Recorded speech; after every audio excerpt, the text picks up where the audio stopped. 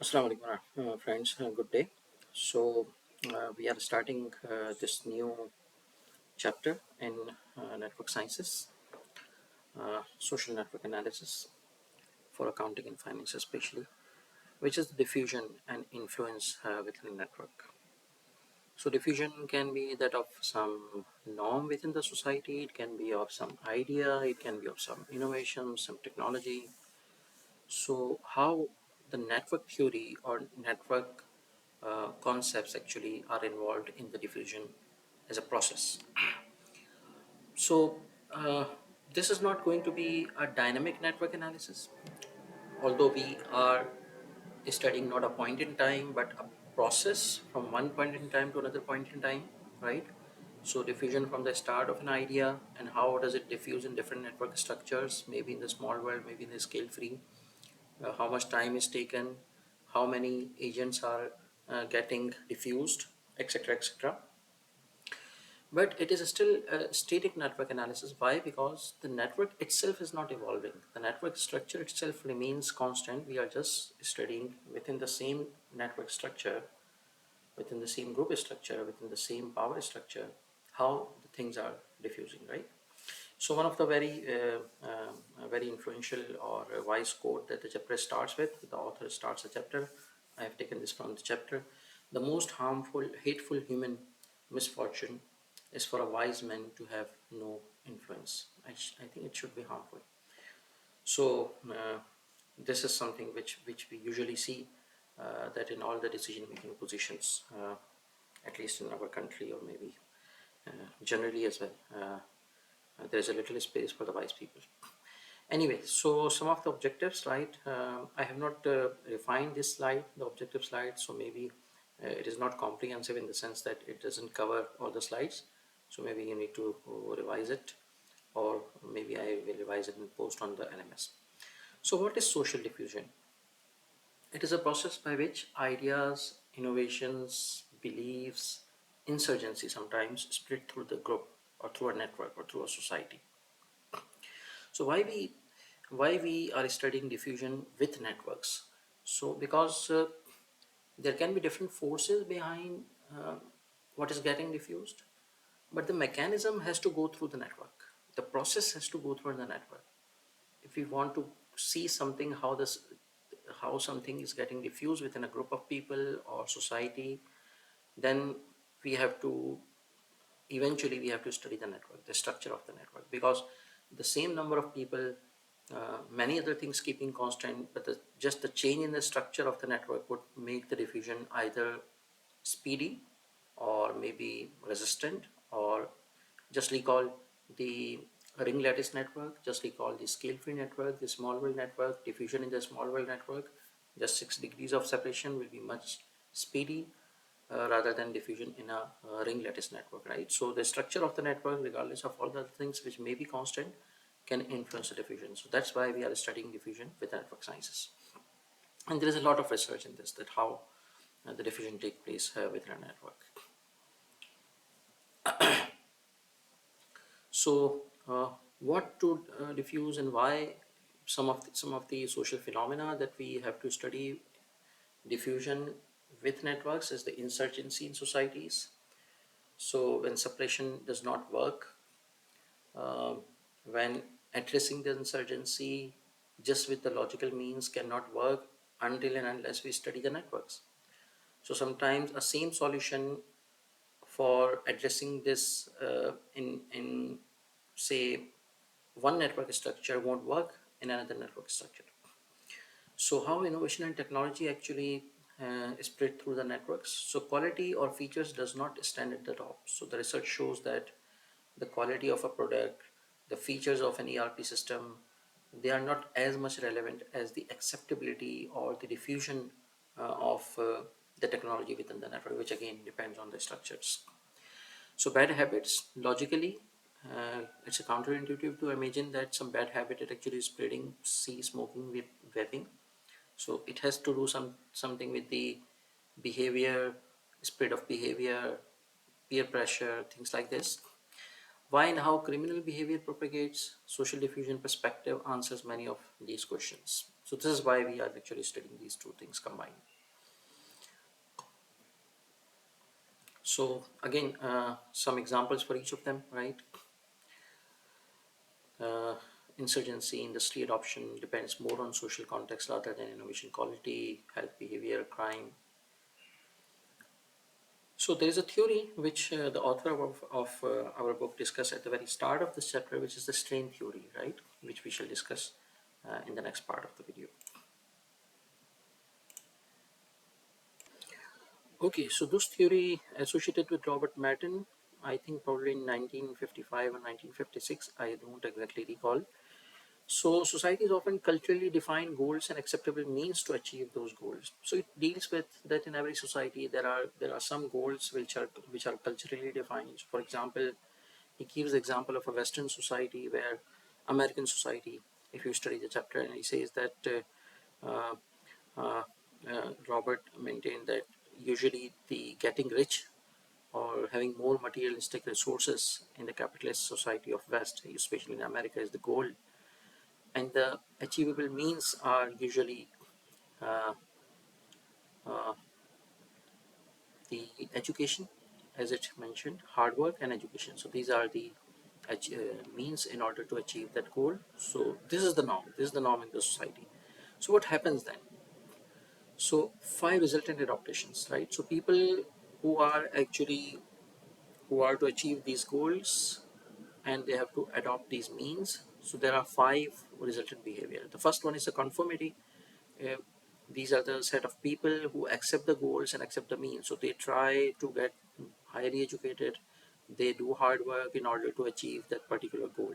So that's the one sort of behavior which we see in the society.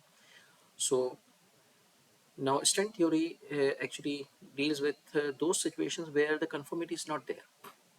So if the conformity is there, if the masses at large in the society accept the means, they accept the goals, they do not question these two things, then of course they conform and the society has a very predictable behavior. But if there is a strain, if either of the two is not subscribed by some of the people, for example, so there are other behaviors. The first behavior is the innovation. It says that accept goals but reject the means. So usually in the society, if people accept the goal that okay, getting rich is something which has to be there, but they reject the means. They do not subscribe to the education, to the hard work. So it leads to creativity. And in this particular context, if we take the example of getting rich and the education and the hard work as an example, although the theory is not actually restricted to that particular Western society or example, it just says that whenever there are culturally designed or culturally delivered goals and then there are norms in the society to achieve those goals, then these five behavior actually result, and we have to see which one is more prominent. So innovation in this particular context, it may lead to crime, for example, that getting rich by means of some unlawful activities. And then there are some people who do subscribe to means, right? So they cannot actually go against the norms, so they do follow the means but they reject the goals. So they are not very much they are not doing these means with true spirit. They do not subscribe to the goals. So they say, okay, education is something which the society expects. Hard work is something which the society expects. So they have to do to some extent, but they have to show it doing, right? But then they are not either satisfied with the goal of getting rich, or maybe this is not their main goal. This may be their side goal. Then there are some people which Brown, who was the scientist, Robert, which Robert actually mentions as the retreat, which reject both goals and means. So these are some people who do not subscribe to means, who do not subscribe to goals. They get totally disconnected from the society. They have their own world, right? So they, for example, some sort of priest or some sort of very um, people who are not into the mainstream. And finally is the rebellion. These are the people, they replace both with new norms. So they want the goal to be different, they want the means to be different, they want the system to change. So there is a behavior of rebellion. So why strain theory is actually related to diffusion, because strain is something, especially in the social norms. When we are talking about the social norms, it provides the force, um, which is something that has to be studied while we study the society over a period of time, how the norms evolve, right? So there are existing set of norms, there are existing set of some goals and some means. So some people are not comfortable with that, so these are the different behaviors, and by virtue of innovation or by virtue of rebellion, some new norms are actually created. So it explains that what actually happens when somebody does not subscribe either to the goals or the norms. So the non-conformities experience internal conflict between identity and norms. So I identify myself to be part of the citizen of this society which has certain norms and certain goals, but I myself do not subscribe them. So there is a cognitive dissonance. So I cannot live with this cognitive dissonance alone. So I need some support. So what happens is that we I combine, I look for the people who think like me, and we get to make some groups, some subgroups within the network, which provides a space for diffusion of abnorms, right? So here they start the diffusion of the new norms, right? So we talk about the rebellion behavior, we talk about the system um, which should be changed, and here starts the uh, evolution of new norms, right? So evolution of norms, diffusion of norms is itself a very vast research area, a very vast study area within the social sciences, right? So we are only studying from a very uh, smaller window for the network context. So the strain actually provides the force. So that's the force which actually creates some sort. Sometimes it also results in some sort of subgroups, some sort of clusters, and then the process of evolution of new norms actually starts. Now, the second important thing which the author discuss in the diffusion process, especially in the diffusion of norms process, is the social context. So within the context, it says that generally our ideas, our opinions, attitudes, and beliefs are the function of so many things, right? So first, we interact with people and their importance to us. So what we think. So I recall a very famous saying of some scholar that you are an average of the um, beliefs or psychology of five people whom you meet most in your life, right? Whom you frequently interact in your life. So, um, from a normative perspective, it actually advises us that we have to be very much selective in whom to interact with. So, our prior ideas, our attitudes, and our beliefs. So, research has actually shown that, and we will see in the subsequent slides, that it's very easy to accept a new information which it is when it is aligned with my attitudes, with my beliefs, with my ideas. It is very challenging to even accept some factual information, some actual and factual information, when it is not aligned with my beliefs. So it also depends on the level of education of individuals, uh, the ideas, opinions, and attitudes and beliefs within the people we are actually discussing the factors. So the new information that we receive, it also depends on the credibility of the source of information. It also depends on the emotional content of the message. That's what the advertisements usually take advantage of. The extent to which new information agrees with our existing ideas, attitudes, and beliefs. I think it's the same as the first one.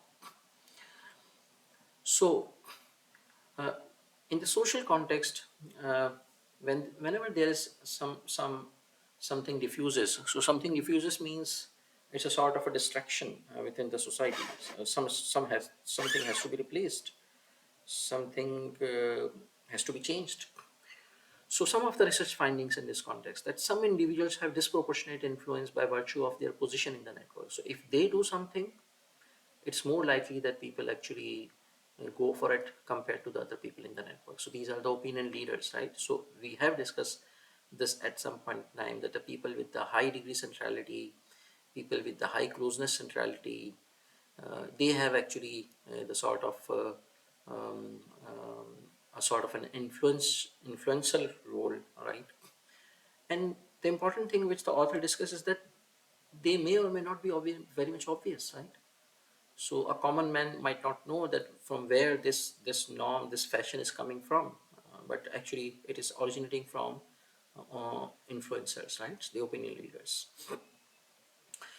Then another research finding is that people can be influenced to a greater extent even by a minority of people, if even if they are not opinion leaders, if the minority is perceived as an authority.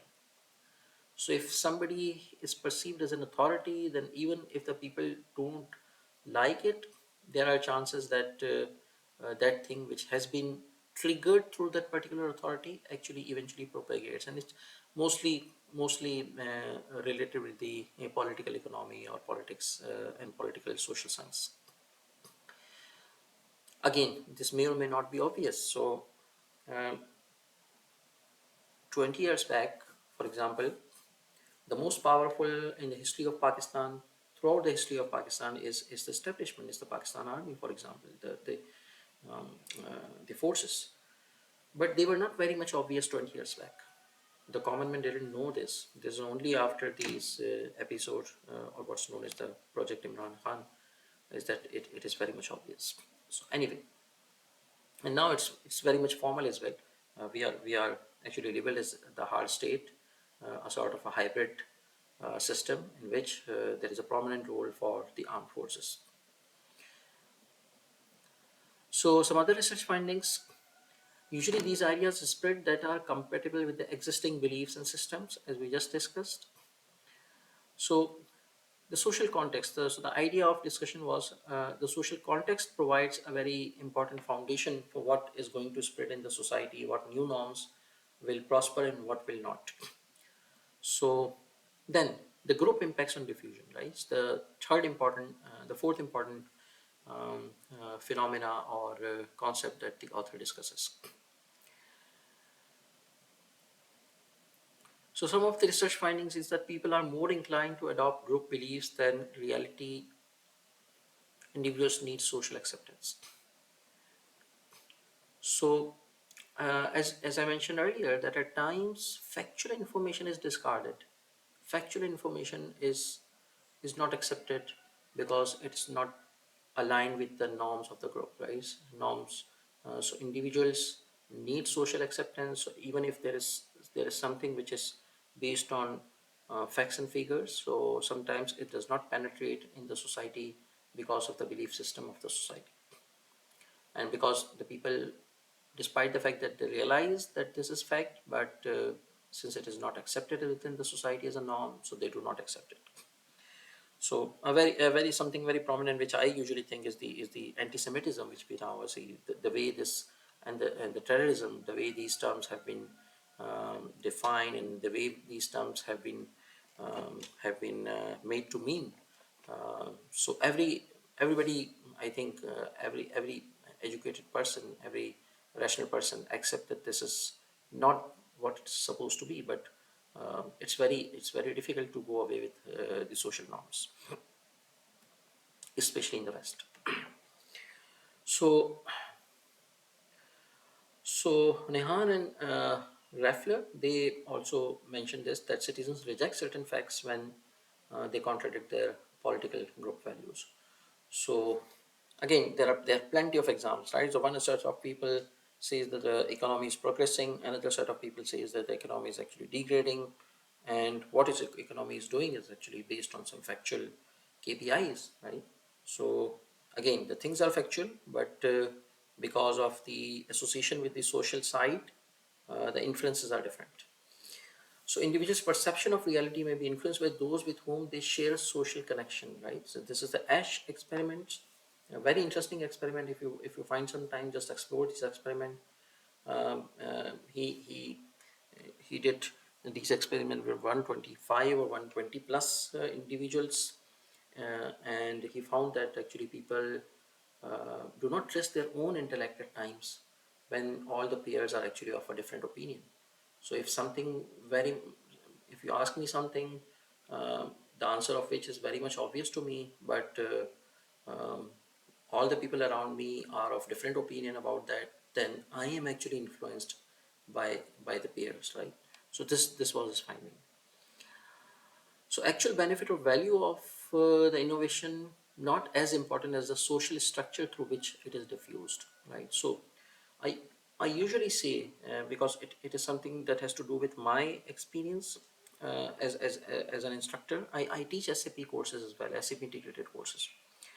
And I recall one of my seniors who mentioned that, Asif, he mentioned once that if some good ERP today comes in the market, which is better than SAP in all the its um, features and qualitatively, and it's cheaper than SAP in cost, it still will not penetrate in the market, right?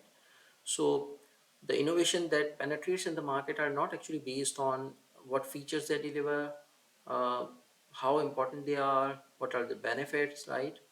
So the logic has little to do over here. The acceptability, even the technology acceptance model STEM, if you see that, so there is a lot of thing to do with the usability, with the acceptance side, the human behavior side, than the technology side.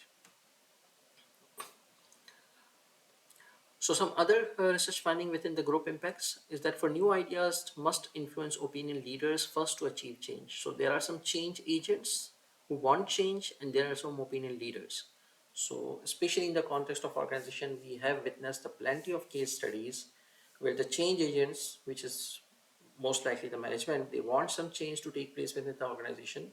They want some new technology to be implemented, but the entire project failed despite millions of investment, millions of rupees or dollars investment. Why? Because the change agents wanted to change the group, the practices or behavior of group, without taking on board the opinion leaders. So it's always important to take the opinion leaders on board first, so that they are actually, when they are convinced, then it's very easy to get rest of the people convinced. As I shared earlier in the very first class, one of the organization scientists, or network scientist within the organization context, mentioned that if you identify the right 3% people within an organization, then it's be very easy to conquer or reach or get the agreement of the remaining maybe 90 plus percent people. So that right 3% people are not very much apparent from the organogram. They are not CEOs, they are not CFOs. They may be, but they then are not necessarily.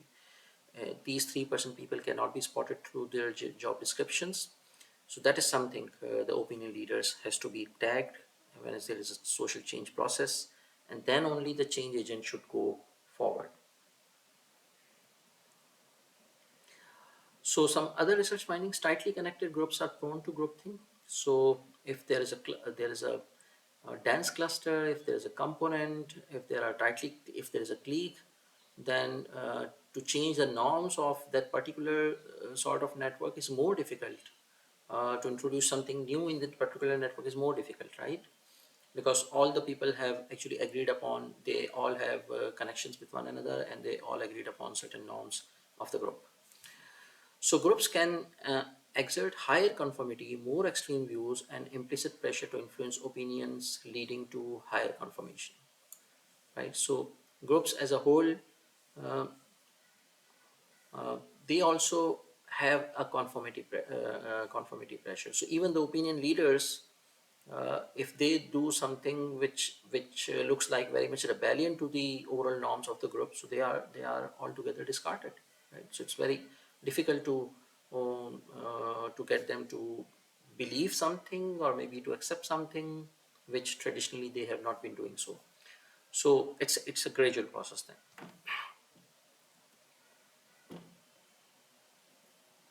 So contradictory evidence is ignored, and if you read the chapter, the author actually gives plenty of examples in this context.